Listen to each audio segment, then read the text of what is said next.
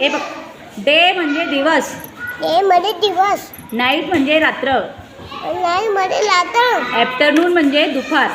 दुपार. आता सकाळी आल्यावर स्कूलमध्ये आल्यावर काय म्हणतो? Good morning. Good morning. दुपारी घरी गेल्यावर काय म्हणतो? Good afternoon.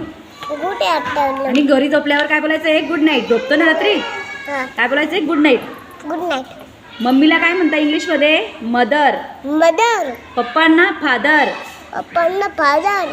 आपला मोठा भाऊ असेल त्याला काय म्हणता? ब्रदर. ब्रदर. दीदी असेल तिला सिस्टर. सिस्टर. आजोबांना ग्रँडफादर. ग्रँडफादर. आजीला ग्रँडमदर. ग्रँडमदर. काका असतील त्यांना काय म्हणता? अंकल. अंकल. काकूला आंटी. काकूला आंटी.